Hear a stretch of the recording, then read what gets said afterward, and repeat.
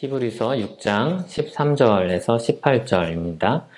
하나님이 아브라함에게 약속하실 때 가르쳐 맹세할 자가 자기보다 더 큰 이가 없으므로 자기를 가리켜 맹세하여 이르시되 내가 반드시 너에게 복주고 복주며 너를 번성하게 하고 번성하게 하리라 하셨더니 그가 이같이 오래 참아 약속을 받았느니라.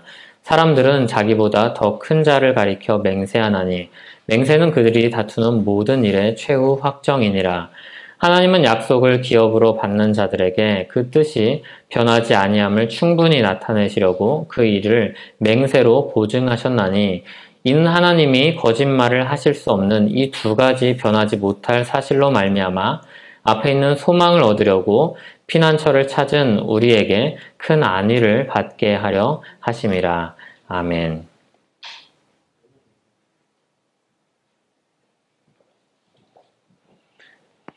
예, 오늘 말씀 가운데도 주님의 은혜가 함께하길 소원합니다.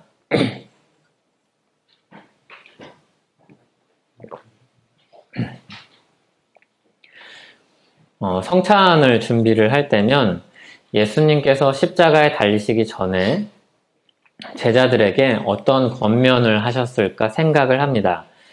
이제 제자들은 잘 모르지만 예수님은 아시는, 너무나도 잘 아시는 그 큰 어려움을 앞두고 십자가를 앞두고 제자들의 믿음을 이제 굳건하게 해야 되는데 어떤 가르침을 주셨을까 이렇게 생각을 하면서 살펴봅니다. 그리고 이 본문 저 본문을 다니면서 이 말씀이 더 그날의 가르침을 생생하게 드러낼까, 저 본문이 주님의 마음을 더 잘 우리에게 분명하게 보여줄까 하는 마음으로 살핍니다. 예수님은 성찬을 제정을 하시면서 십자가를 준비하시면서 주님께서 우리를 먹여주시는 분이다, 제자들을 먹여주시는 분이다, 이것을 분명하게 우리에게 보여주셨습니다. 그 떡을 떼어서 나눌 때마다 주님은 영적으로 임재하셔서 우리와 함께 하시고 우리를 채워주십니다. 이 땅에서 살면서 우리가 살아갈 수 있는 힘을 주십니다. 영적인 양식이 되어 주십니다. 그리고 우리에게 잔을 나누어 주시면서 주께서 피로 세우신 새 언약을 기억하게 하십니다. 우리가 하나님과 무엇으로 묶인 관계인지를 다시 기억하게 하십니다. 예수 그리스도의 피로 우리가 하나님과 하나 된 언약으로 묶인 관계라는 것을 다시 한번 상기시켜 주십니다. 예수 그리스도의 피로 우리의 죄가 용서받고 모든 죄가 용서받고 주님의 백성이 되었다는 이 사실을 기억하게 하십니다. 예수 그리스도의 피는 하나님과 우리 사이가 화목해졌다는 보증입니다. 깨지지 않는 확실한 보증입니다. 우리는 이렇게 주님께서 제정하신 성찬, 말씀을 따라서 가르치신 말씀을 따라서 성찬을 행합니다. 오늘 성찬을 통해서 우리 영혼을 주님께서 채워주시기를 구하고 또 우리 구원이 확실하다는 것을 다시 한번 확인하는 그런 시간이 되기를 기도합니다. 주님의 은혜가 오늘 말씀 가운데 말씀 가운데 그리고 보이는 말씀 가운데 함께하여 주셔서 우리를 채워주시기를 간절히 구합니다. 오늘 말씀을 보면 하나님께서 약속을 토대로 우리가 가지고 있는 소망이 확실하다는 것을 보여줍니다. 하나님이 아브라함에게 약속을 하실 때 약속을 하실 뿐만이 아니라 맹세까지 하시면서 그 약속이 분명하다는 것을 보여주셨습니다. 먼저 하나님의 약속을 살펴보고 그리고 맹세를 보도록 하겠습니다. 하나님은 아브라함과 약속을 하십니다. 이 아브라함과 하셨던 약속은 한 번만 나오는 게 아니라 창세기 12장에서 15장에서 17장에서 18장에서 22장에서 계속해서 나옵니다. 그러니까 하나님께서 아브라함에게 약속을 주시고 그냥 네가 알아서 살아 이렇게 이야기하신 분이 아니라는 것을 우리는 확인하게 됩니다. 계속해서 간섭하셨다는 것을 우리는 보게 됩니다. 나쁜 의미로 간섭을 하신 것이 아니라 신실하게 아주 이 약속을 아브라함이 지켜나갈 수 있도록 신실하게 함께 하신 분이 우리 하나님이라는 것을 우리는 보게 됩니다. 그 중에서도 오늘 말씀의 6장 14절 말씀을 보면은 이 말씀은 창세기 22장에 나온 약속과 연결이 되는데 17절과 창세기 27장 17절과 히브리서 6장 14절은 한 부분 빼놓고는 아주 똑같은 말씀입니다. 여러 약속을 주신 정황들이 있는데 이 말씀은 특별히 창세기 22장의 정황 속에서 주신 말씀을 기억하게 하는 겁니다. 창세기 22장을 가리키고 있으니까 우리는 창세기 22장을 배경으로 살펴보도록 하겠습니다.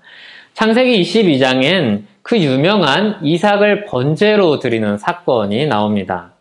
하나님은 여러 차례 아브라함에게 자손을 통해서 복을 주겠다, 많은 사람들에게 복을 주겠다고 말씀을 하셨습니다. 약속을 하셨습니다.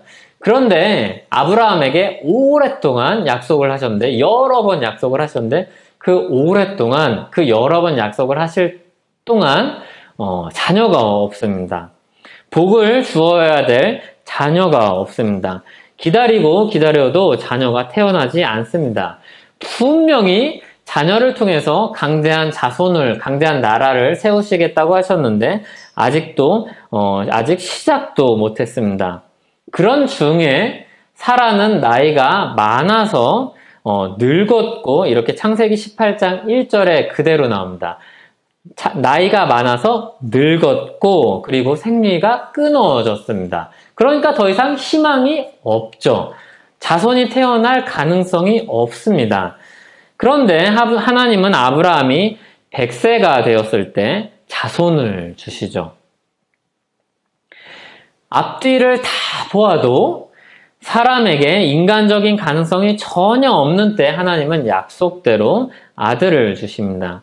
창세기 21장 1절과 2절을 보면 여호와께서 말씀하신 대로, 여호와께서 말씀하신 시기가 되어, 이렇게 여호와께서 하신 말씀이 굉장히 강조가 됩니다. 창세기 21장 1절 2절을 제가 읽어드리겠습니다. 여호와께서 말씀하신 대로 사라를 돌보셨고, 여호와께서 말씀하신 대로 사라에게 행하셨으므로 사라가 임신하고 하나님이 말씀하신 시기가 되어 노년의 아브라함에게 아들을 낳으니, 하나님이 말씀하신 대로 하나님이 말씀하신 시기가 되어서 때가 차니까 아들 이삭을 주십니다. 그리고 히브리서 6장 15절 말씀처럼 아브라함은 이렇게 오래 참아 약속을 받습니다. 오래 참아서 약속을 받습니다. 그러니까 약속을 받기까지 무엇이 있냐면 오래라는 시간이 있고 참는 인내의 시간이 있습니다. 하나님의 약속을 붙잡고 오래 참았습니다. 우여곡절이 많았습니다. 아브라함은 여종 하갈을 통해서 혹시 약속을 이루실까 하는 마음으로, 그런 생각으로 이스마엘을 낳았습니다. 그런데 이스마엘은 하나님의 약속과 무관한 아이였죠.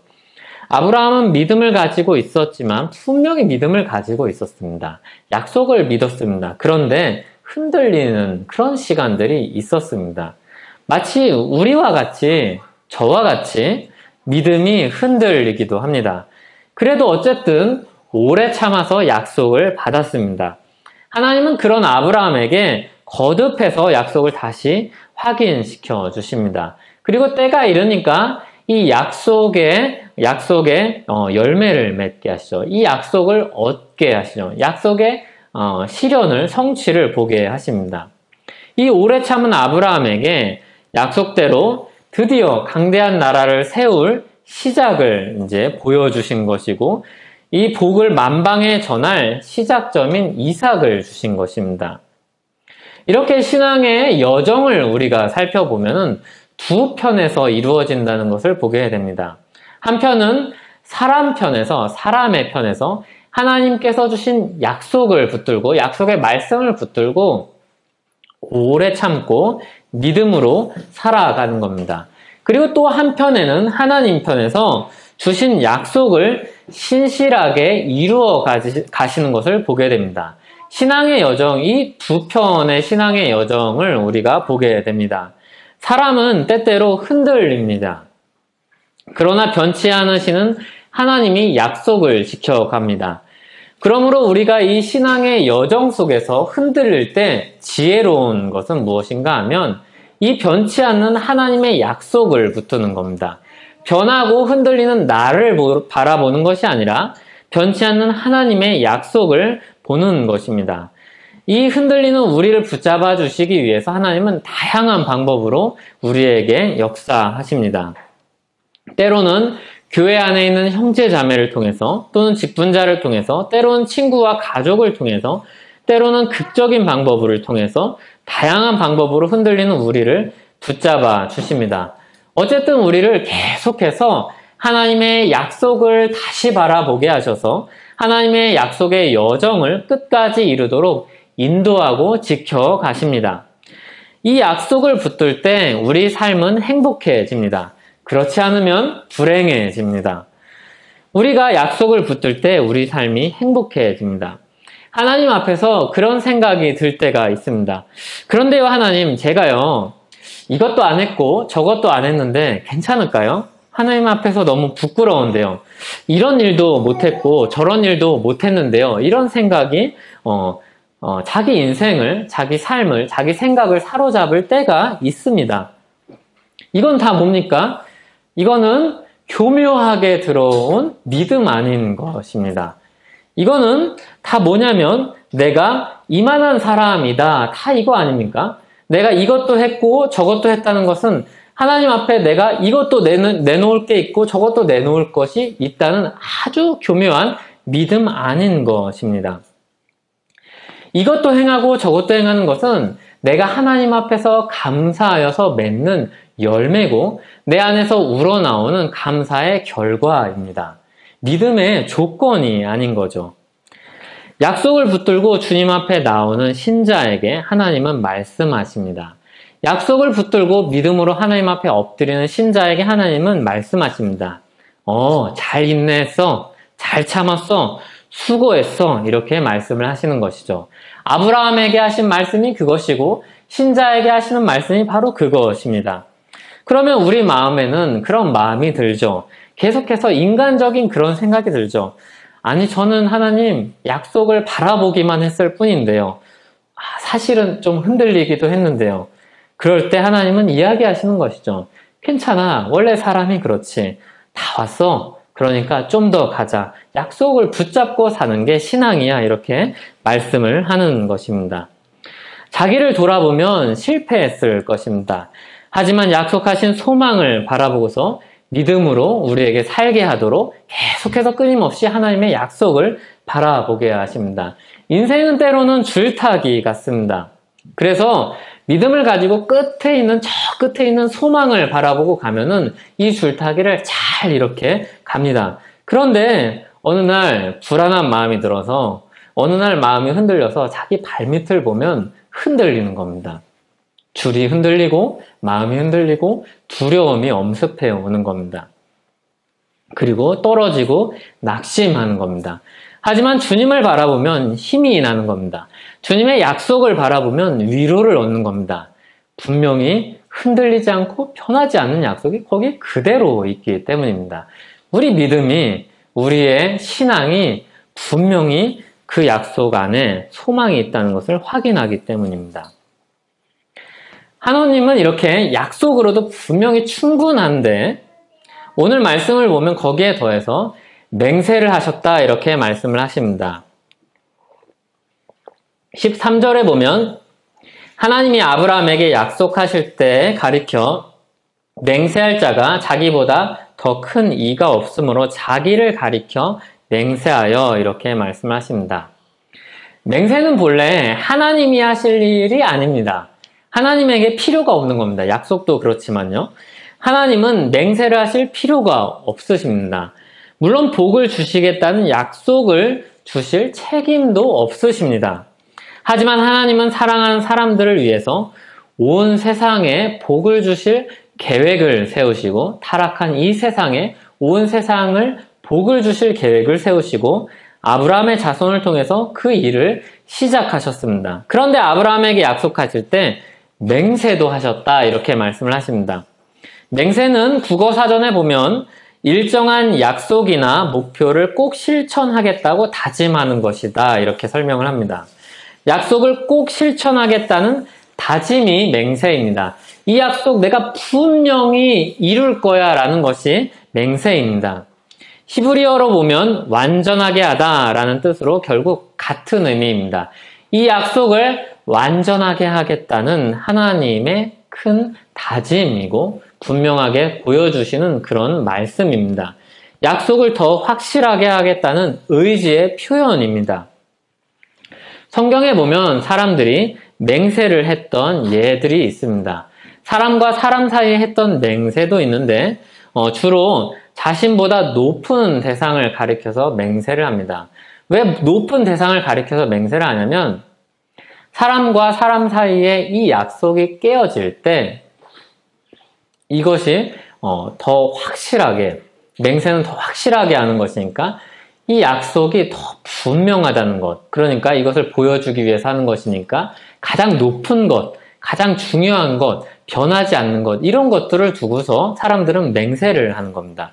그래서 큰 바위를 두고서 맹세를 하기도 하고 오랫동안 변하지 않는 것을 두고 맹세를 하기도 합니다.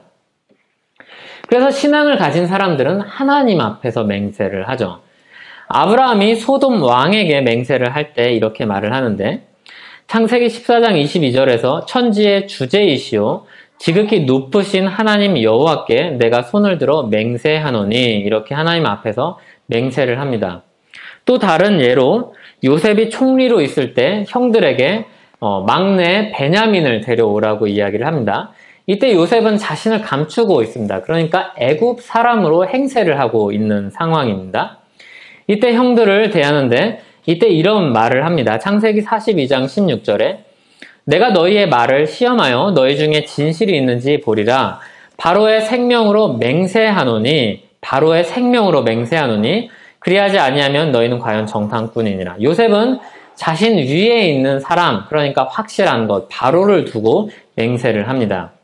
레위기에 보면 함부로 맹세하지 말라고 이야기를 하는데 이 맹세가 깨어질 때 하나님 앞에서 자신이 깨어진 맹세를 책임져야 했기 때문입니다.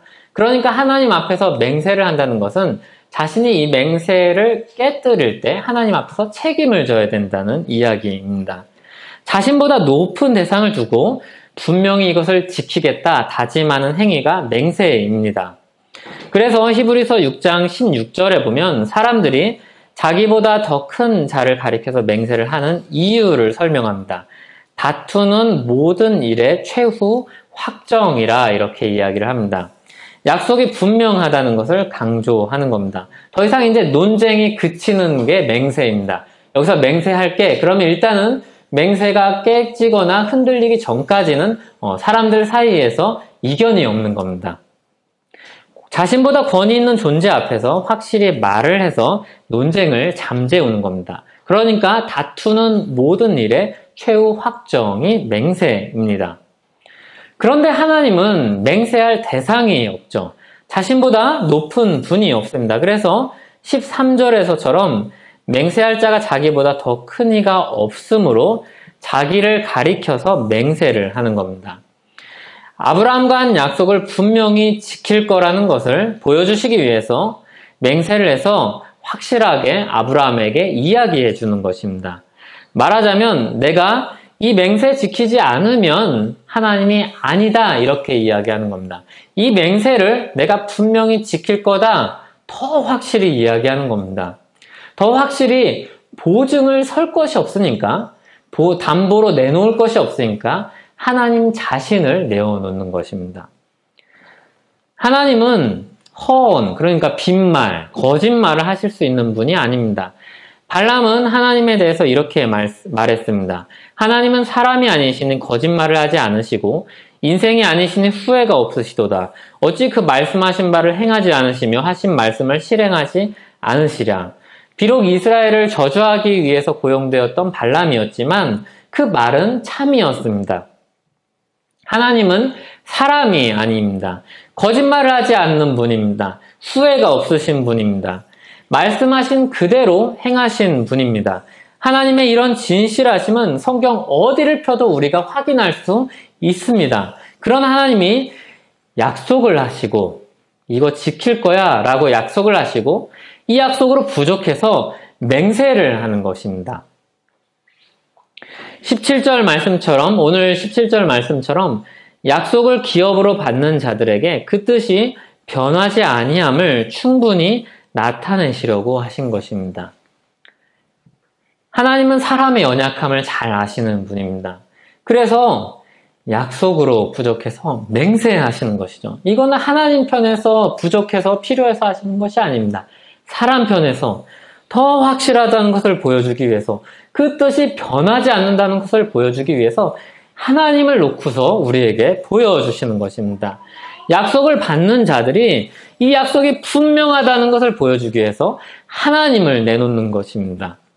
다시 말해서 하나님의 진실한 본성이 약속을 확실시하는 것입니다. 그게 아브라함에게 하신 하나님의 맹세입니다. 이 맹세는 그러니까 더 이 약속이 확실하니까 더 힘을 내어서 아브라함 편에서 해야 될 바를 행하라는 격려입니다.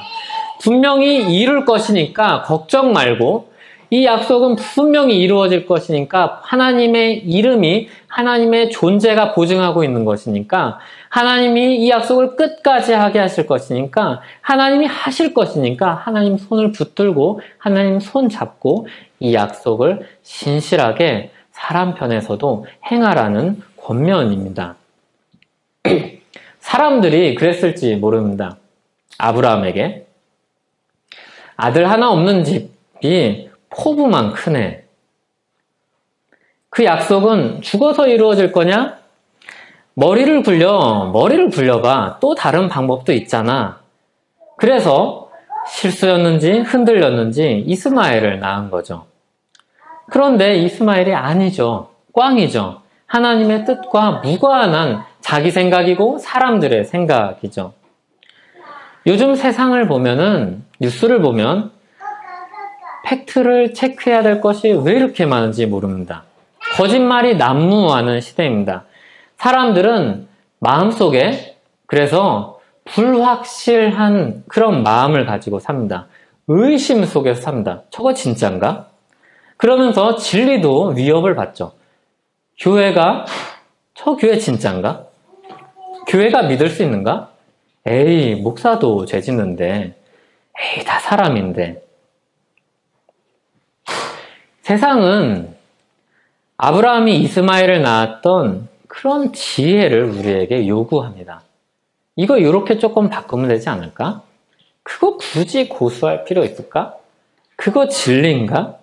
사람들 사이에 이런 사람도 있고 저런 사람도 있는데, 사람들 생각이 그렇게 다른데, 그때 우리는 다시 주님의 약속을 바라보고 말씀을 다시 보고 성경을 보고 주님께서 우리에게 베푸신 그 약속, 그 맹세로 돌아가야 됩니다.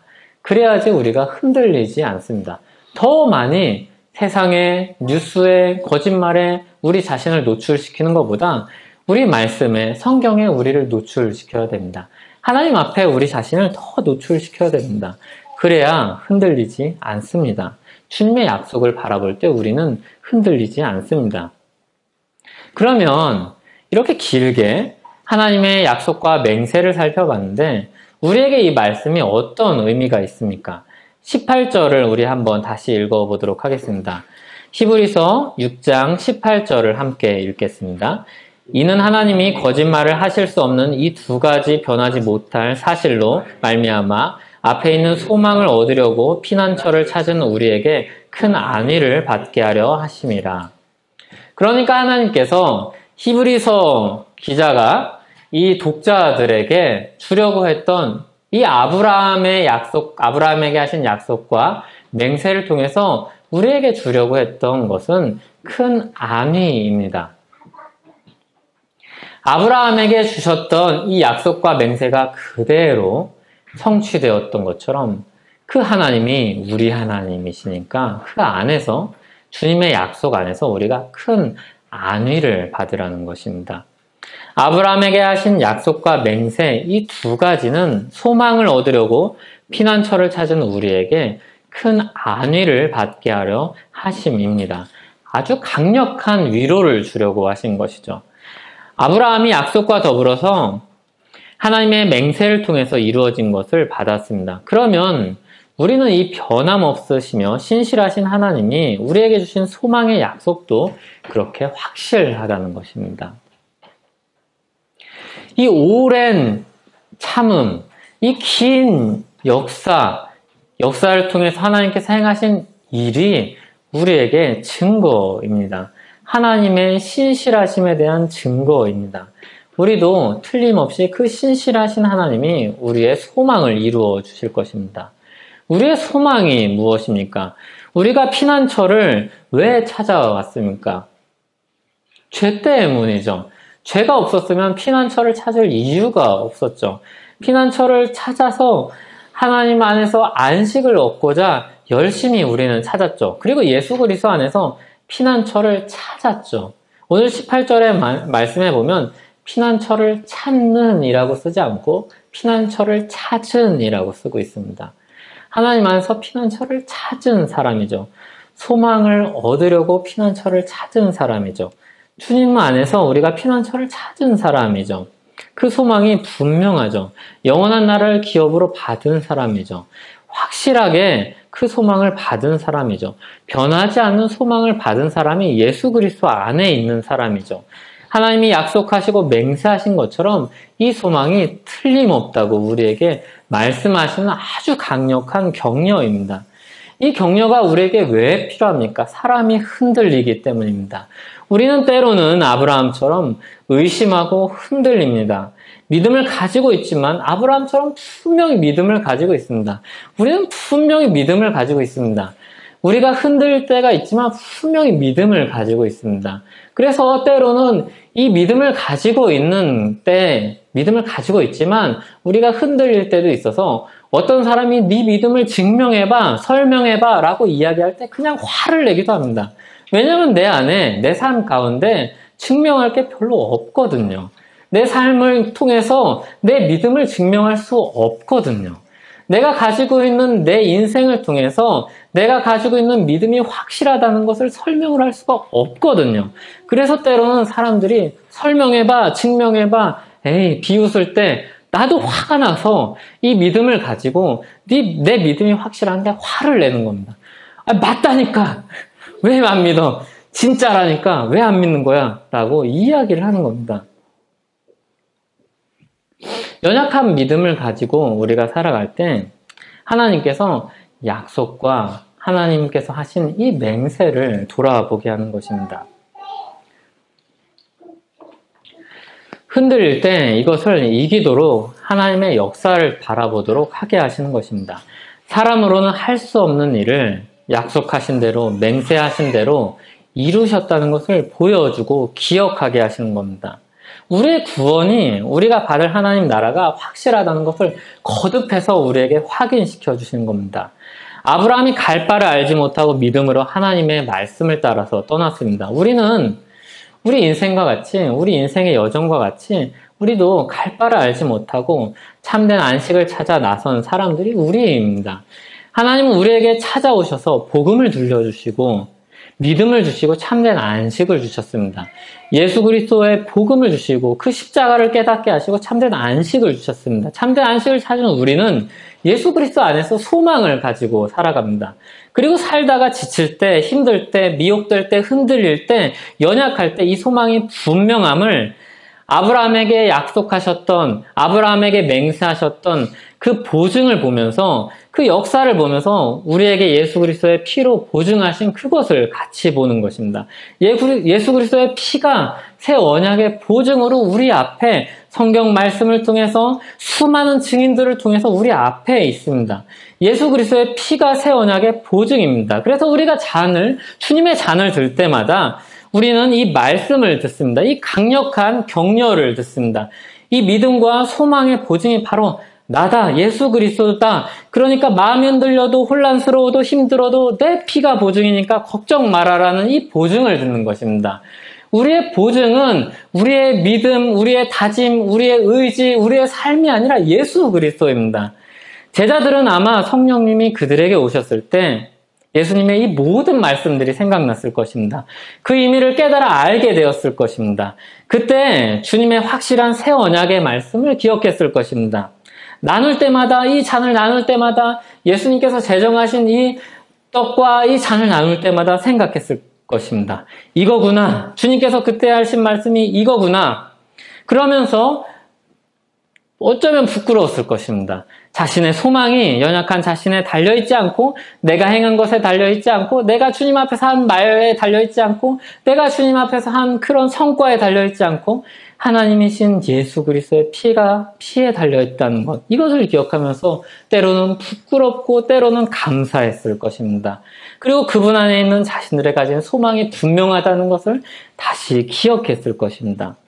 한 성령 안에서 우리는 제자들과 똑같은 확신을 갖습니다. 우리 소망이신 예수 그리스도의 피, 예수 그리스도의 십자가 사랑, 그 객관적이고 분명한 사랑의 행위로 우리가 천성을 향해서 간다는 것, 소망을 향해서 간다는 것을 압니다. 아브라함처럼 제자들처럼 우리는 오래 참으면서 분명히 갈 것입니다.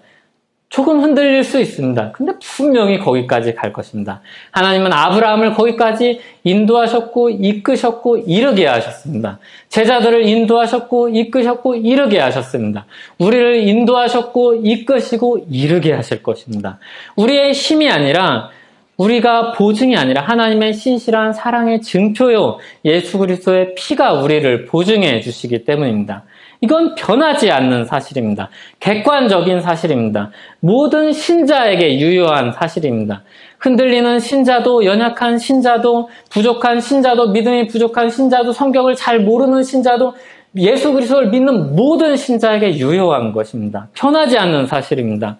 모든 신자가 가진 똑같은 보증입니다. 예수 그리스도가 우리에게 있다는 이 사실을 기억할 때 우리의 현실을 재조명하는 겁니다. 우리가 힘을 얻습니다. 소망을 바라보게 됩니다. 예수 그리스도 안에 있는 신자는 피난처를 찾았습니다. 예수 그리스도 안에서만 우리는 안식을 얻습니다. 여기에 더할 것도 없고 더할 수 있는 것도 없습니다. 이걸 놓치면 모든 것을 잃어버리는 겁니다. 이걸 놓치면 불행해지는 겁니다. 예수 그리스도 안에서 우리에게 주신 오늘의 안식이 우리의 현실을, 우리의 일상을 지배하기를 간절히 기도합니다. 예수 그리스도를 바라보십시오.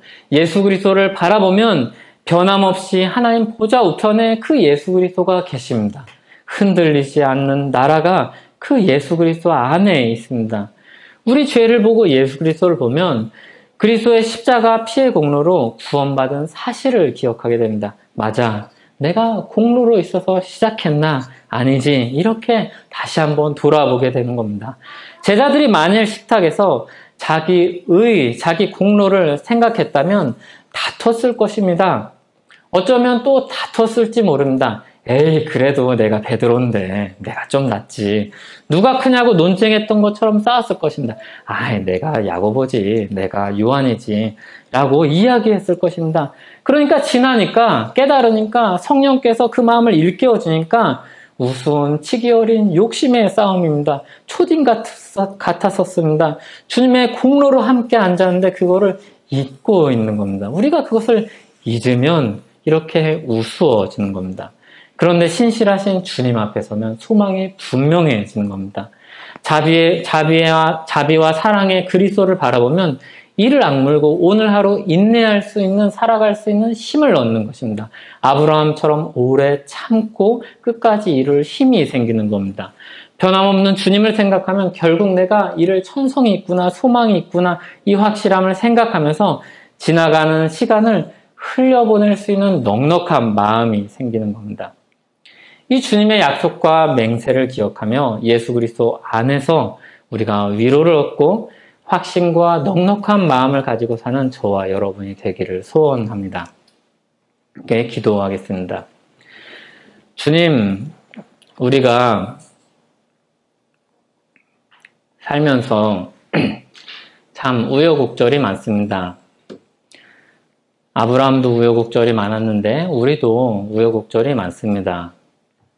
그리고 때로는 우리 소망이 흔들리기도 합니다. 우리 믿음이 흔들리기도 합니다. 그게 우리가 사람이라는 증거일 것입니다. 주님, 우리 붙들어 주시옵소서. 그리고 다시 우리 눈을 돌려서 소망이신 예수 그리스도를 바라보게 하여 주시옵소서.